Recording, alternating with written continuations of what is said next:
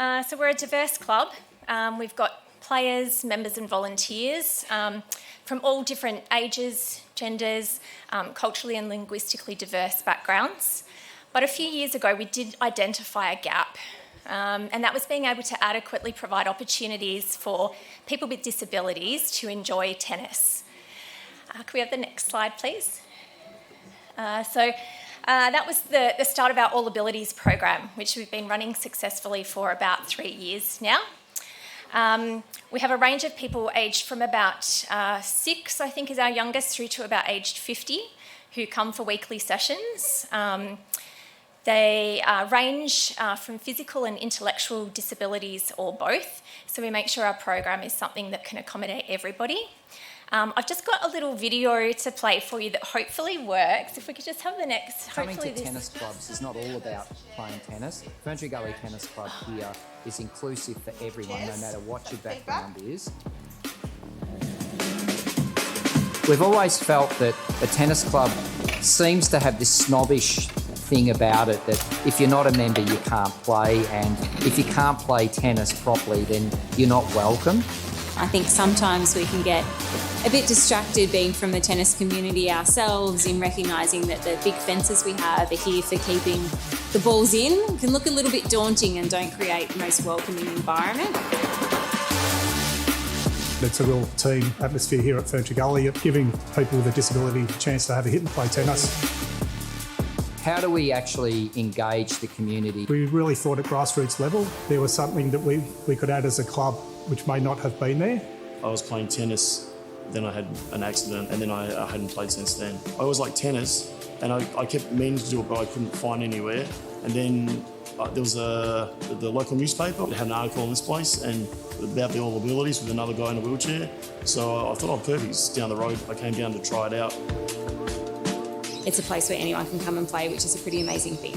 There's definitely people out there with disabilities who want to be active. Tennis Victoria were integral in it.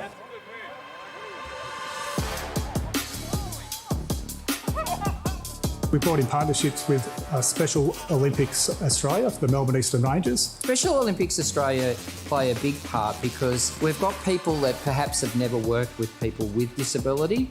So having Special Olympics personnel coming down, helping us out in regards to making sure that we're approaching people with disability the right way. Special Olympics is affiliated with the Ferntree Gully Tennis Club. The idea was to create a pathway for the Special Olympic athletes to come and train and build up their tennis skills, but also a pathway for athletes to come here for the All Abilities program to have an opportunity to participate in tournaments and competitions that we offer at Special Olympics. It gets people out, it's interacting with other people, which is great. It's just a lot of fun. The most important step is being curious. So when people do walk through the door, don't assume that everybody's the same. Don't assume that they have the same wants and needs. Make sure you have that conversation. Check in. How do they want to play tennis? What do they enjoy? What do they hope to get out of a session? How do they want to be involved in the club? If we can get these athletes out of their homes to an environment where they feel safe and comfortable and respected, then it's a win-win. We're now in a position where we're looking at managing the growth of the program because it's been sustained for 12 months. You can't just expect people to turn up at our courts and at our gates. Who's represented in your imagery, on your website and your flyers, things like that? Do they represent all local community members? And that's a way that you can really highlight that you are a club for everybody by just doing some simple things to shift how you promote yourself. Very, very rewarding work. This is a wonderful experience because what you see of the outcomes, the smiles on people's faces and the ownership of grabbing their own tennis racket they've never had is worth $1 million. It really is. Double points if you hit Vinny. Yeah, love it, love it.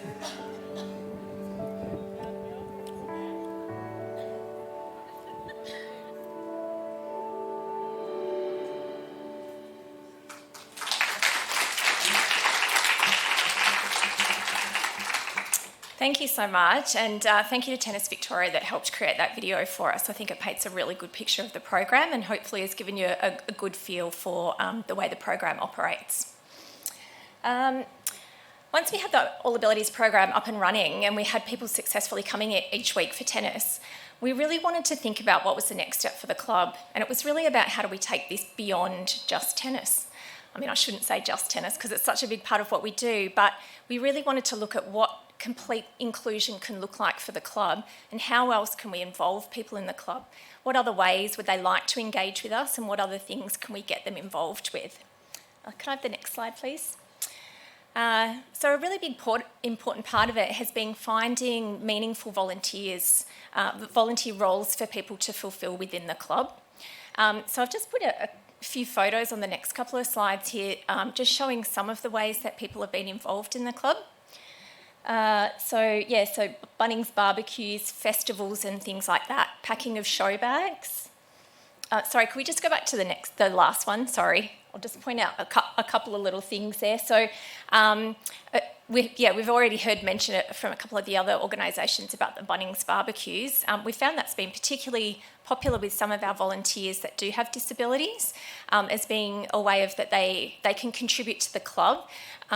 It's a way of people coming together to work on a common task and do something that's really meaningful. They know that they are contributing to the fundraising that is so important to keeping our club running. So we've got on the top left there, Mark, one of our wheelchair users. He's probably a real barbecue chef. He loves to get involved in a barbecue, and it's just been making really simple accommodations to make sure he's able to help with the barbecue. So making sure the space is accessible to, he's in a motorised wheelchair, so it is quite large. So just making sure that we set up the space so that he can access it. He's got limited mobility in one hand, so it's really difficult for him to cut the big long string of sausages with the scissors. So we have a volunteer that does that beforehand for him so that he can just easily put the sausages on and continue cooking. So we have really found that it's sometimes just some of those really small modifications to a task that means that someone can successfully be included. Some of the pictures here of things. We've got down the bottom left there, that's one of our volunteers, Laura. She helped with a raffle at one of our recent club events, drawing out the winners and reading out the lucky prize winners. So she was wrapped to do that task. Down the bottom in the middle there, we've got Bonnie sitting down on the chair, and we've actually got Bonnie in the audience today. She is one of our volunteer... can we actually give a clap for Bonnie, please? Bonnie, do you want to give us a little wave? I got a little wave out of Bonnie. I'm wrapped. So Bonnie is one of our volunteer assistant coaches. So Bonnie has done a community coaching course. She plays tennis herself, and she's completed the coaching course so that she can come to the All Abilities sessions every Thursday and help coach the other participants. So it's been amazing to watch her grow in that role, and we are so, so proud of her and so thankful for the help that she provides to the club. So good on you, Bonnie.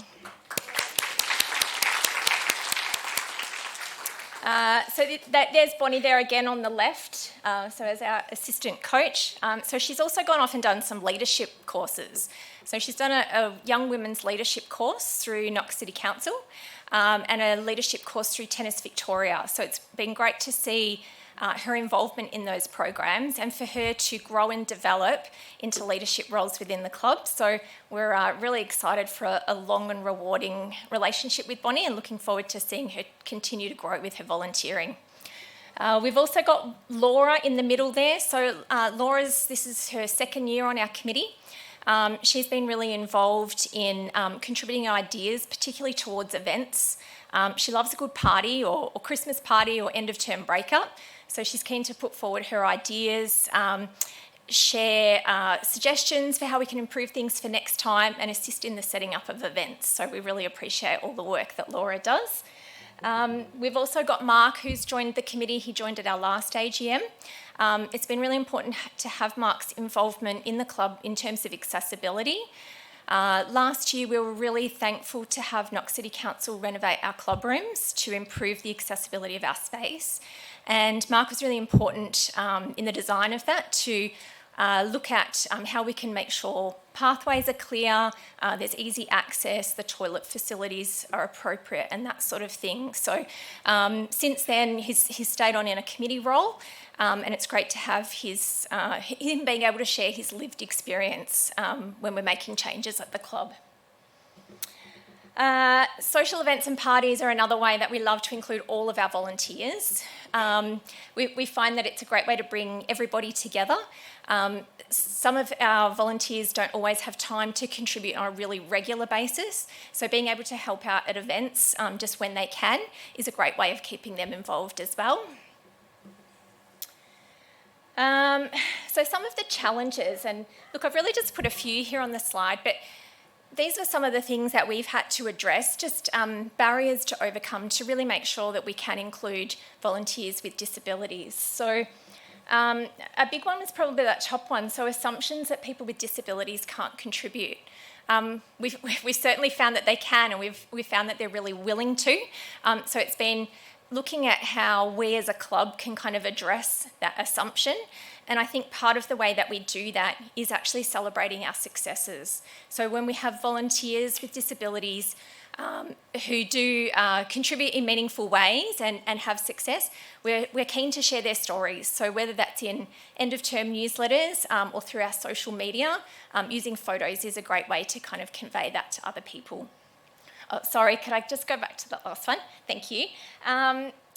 Fear of saying or doing the wrong thing. I think this was a really big one at the start. Lots of us had limited experience working with people with disability. So we did some training through Special Olympics Victoria, and an inclusion lead at Tennis Victoria came out and did some training with us. And I think that was really important to increase our abilities and awareness, but also our confidence in getting in there and giving it a go and not worrying about making mistakes and knowing that we're always still learning. But the team have really come together and done such a great job. Overprotectiveness or underestimating ability. The one-size-fits-all approach to role expectations. I think, we've had to become more flexible in looking at our roles. Can we share roles across multiple people? Can we split things up in different ways, break things up into different tasks so that people can contribute in the ways that are suitable for them?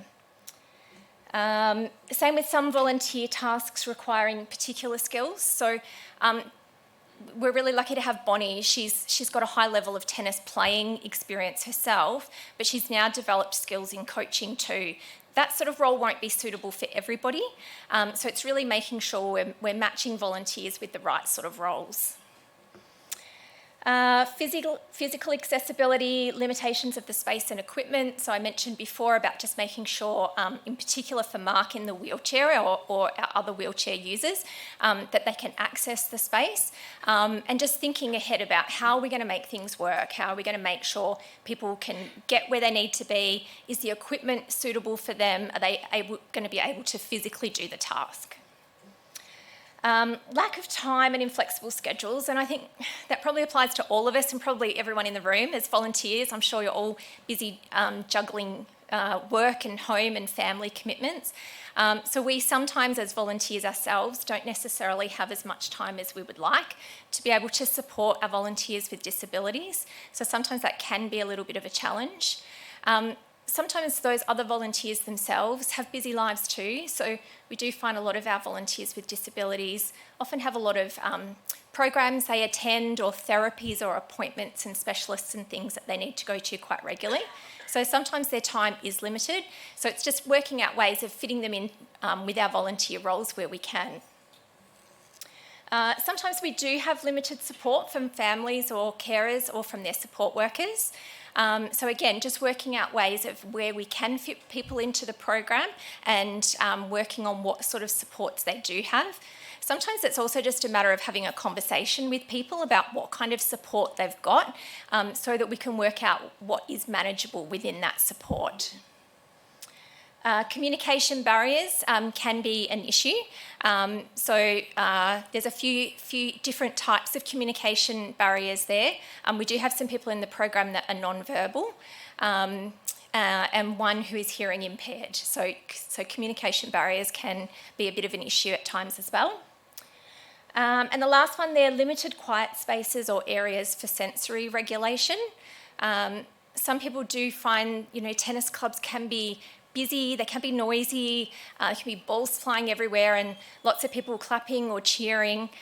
So sometimes it can be kind of quite overstimulating for some people. So sometimes having a quiet space away where people can go, just to have some time out, take a breath, calm themselves down, and then they can kind of come back and rejoin the program.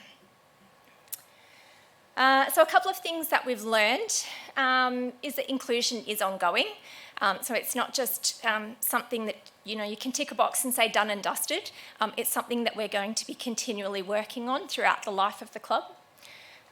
People with disabilities can bring unique strengths, and I think we've really seen that across the broad range of volunteers that we have involved in our program.